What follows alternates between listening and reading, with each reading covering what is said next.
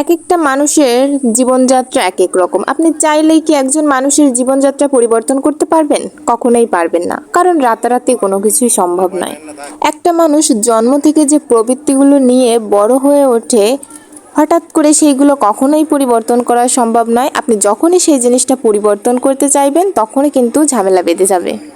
এই যে ফুচকাটা, এই ফুচকাটা অস্বাস্থ্যকর আমরা সবাই জানি, কিন্তু তারপরেও কি আমরা এটা কি না খেয়ে থাকতে পারি? কখনোই পারি না। অস্বাস্থ্যকর জেনেও আমরা এইটা বারবারই খেতে থাকি। এটা আমাদের কি বলবো, একটা ভালো লাগা। এটা কি কখনোই পরিবর্তন করা সম্ভব? কখনোই পরিবর্তন করা সম্ভব না, যতক্ষণ না এটার প্রতি তিক্ততা চলে আসে। আমার তো তিক্ততা আসেইনি, বরং এত প্রকারের টক জল দিয়ে আমি এই প্রথমবার ফুচকাটা খেলাম। এর আগে আমি কখনো এইভাবে ফুচকাটা খাইনি, এটাই আমাদের প্রথম ট্রাই করা ছিল আর কি।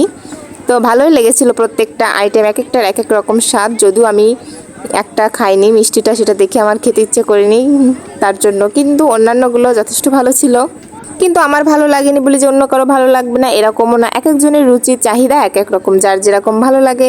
আরেকবার ইচ্ছে ছিল ফুচকাটা খেতে যাওয়ার, কিন্তু সময়ের স্বল্পতার কারণে সেই সুযোগটা হয়নি। তো এছাড়াও আমরা আরও অনেক কিছু করেছিলাম, সেগুলো পরের ভিডিওতে দেখাবো। তো টাটা, সবাই ভালো থাকবেন।